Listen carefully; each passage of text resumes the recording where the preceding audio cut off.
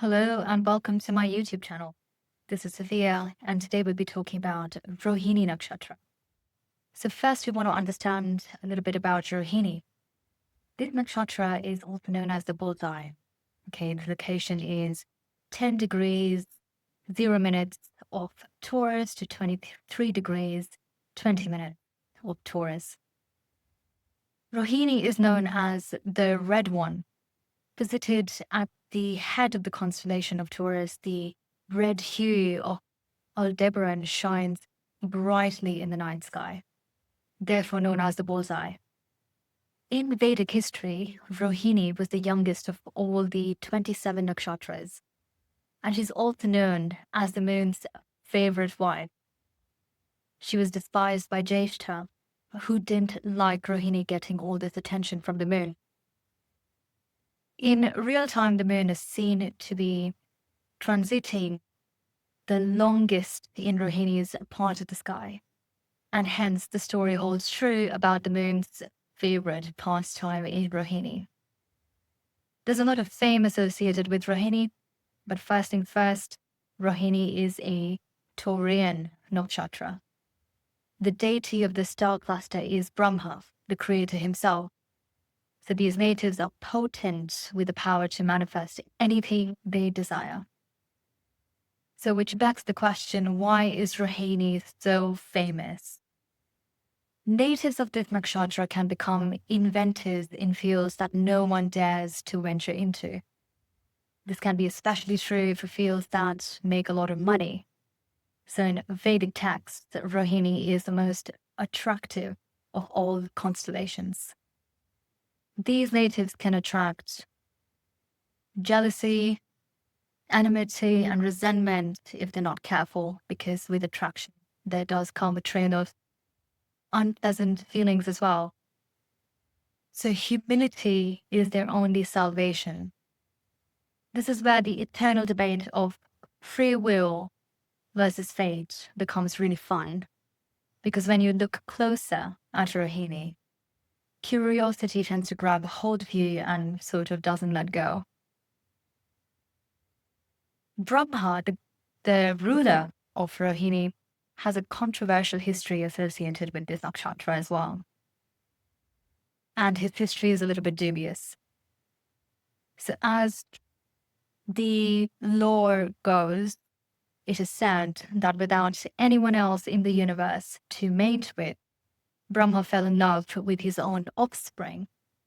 The child refused Brahma's advances, and so the creator had to change his ways. He was then forced to take on the fiery form of Rudra, who howled really loudly into space. And the reverberations from this scream created beings with the ability to manifest other beings. And so this is the most materially driven constellation in existence because of its manifestation powers. Yet, with such a forceful beginning, the true motive of this nakshatra is moksha, or liberation. So someone associated with this constellation might use the power of illusion to find a way out of illusion. Sounds a little bit complex, but if you really dig into it, it isn't that complex if you think about how we use our own resources to find a way out, like throwing money at a problem to escape an issue. The other bit of irony about Rohini is that she never had children, and yet she is ruled by the moon. It's a male deity that represents female fertility. Most natives with the appropriate combinations within the chart are able to swing through the milestone of childbirth. But if there are malefics present in this nakshatra, it can indicate difficulty conceiving. So this is the nature of creation and liberation that comes together in conflict. Generally speaking, some innovation is required to solve the matter. So for example, IVF, surrogacy, foster parenting, are all great alternatives if the individual is willing to take on those steps with malefics present. But understanding Rohini's symbol can also give us clues as to the significance of this nakshatra. So Rohini's symbol is the chariot, and in Vedic texts, this constellation is also connected with the banyan tree. And the banyan tree is known as the granter of boons, and the chariot symbolizes travel, luxury, status, and power. So individuals can have glamorous careers in digital media, in marketing, food blogging, fashion, jewelry, etc. Peek into the basements in their later years, and these are your typical hoarders of antique cars and, collections of jewelries and things like that. So such are the likes of people who have positive Rohini placements in their chart. But there are some illusion and relationship challenges that do come with the Rohini placement. We live in an illusion of Maya. This world that you see around you is virtual reality at its finest. So material comfort only goes so far to make one happy. And what happens in the end is the question. The moon's nature is a constantly seeking one. Right now it's thinking about one thing, and 2 minutes later it's completely moved on to another. So this seeking nature can lead to enormous dissatisfaction in one's life. Existential and midlife crises are commonly seen as well. So that's when things can get a little bit dark with Rohini. The combination of Venus and Moon makes these natives highly sexualized in nature as well. If not careful, their frustrations can find inappropriate releases.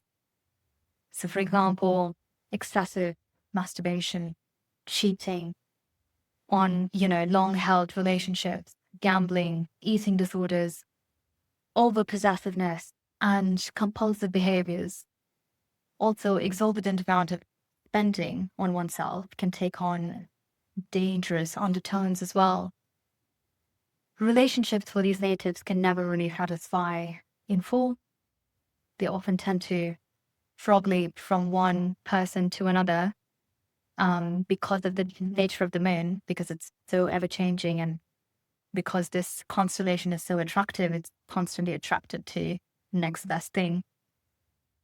What the natives fail to understand is that the illusion is a boundary.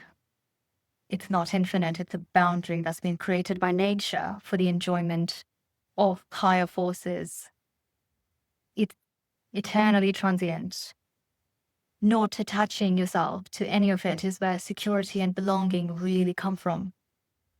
So the only remedy for these natives is restraint. And this is where meditation can really help bring detachment from the constant seeking nature of the moon. But when they understand this paradox of detachment within the universe, they master their destinies better than anyone, because remember, they do have the power of manifestation. So manifestation works best when you are detached from the outcome. And this is where we understand the crux of Aldebaran, which is a fixed star associated with Rohini. Beings from Aldebaran are facilitators of creation and they're natural protectors. So starseeds from Aldebaran have been assisting their Pleiadian sisters for centuries in the care and preservation of planet Earth. The star is only about 65 light years away from Earth as well, and a well-known platform for intergalactic travel. Nearing the age of Aquarius, we are seeing a rise of Aldebaran alignments in many birth charts. They're here to awaken others by guiding them into ancestral healing. However, Earth shares a complex history with these beings who are descendants of Lyran refugees and are linked to the royal gods of Mesopotamia, also known as the Anunnaki. The Anunnaki are giant humanoid beings who forcefully seeded Earth with their DNA. We are not their greatest fans. They don't have the best history, but such can be the nature of creation. It can be forceful, unfortunately. This alignment can really test the integrity of individuals associated with this fixed star at various points in their life. Quickly rising in wealth and leadership, these beings can be triggered into following the path of their dark history. The trick is to find better influences and really quickly too. Individuals from the star have slender physique, they have softer features, and they're very easy on the eyes because they are ninth dimensional beings, very high vibrational, and they can have a magnetism that really attracts people to them without much effort. Relationships are extremely important to them. They like an equal emotional exchange within their long-held relationships. Abandonment is like death to them. The ruling planet, the moon, softens the nature of these natives. They care deeply for their families, their homes, and quite often live very indulgent lives. Due to such a material focus in life, natives of this star will do very well if they become worshippers of female goddesses. The more they connect with their divine feminine energy, they will align with their life purpose. But do you remember, this is a Taurian constellation represented by the bull. So we do not want to assume that this softness is weakness, because that is the last thing you'll do. Rohini is a very repetitive sort of energy that is created from creation itself. So it's a fractal, design within a design. Brahma was created from Shiva, who then became a creator in his own right, who then created other beings than himself, right? Thus the rich get richer. Knowledge when shared multiplies. Bliss when shared expands. So what you do with the power that you get from this fixed star, Aldebaran, is the real question. Individuals of this constellation are known to have more challenges in the early parts of their life, because once the struggle is over and enough resources has been amassed, life can really start to flow freely for them. Although this blessing can really turn against them if they're not careful. Rohini natives find it hard to find direction in the beginning. The best way to discover the hidden path in life is to follow their moon placement in the birth chart. This is where their mind is, and by extension, this is where their heart is as well. Once these individuals find a way to combine material comfort with divinity of creation and bind them together, no one can really stop them from having everything that they want. I hope this podcast was interesting to you. Thanks for listening. See you in the next one.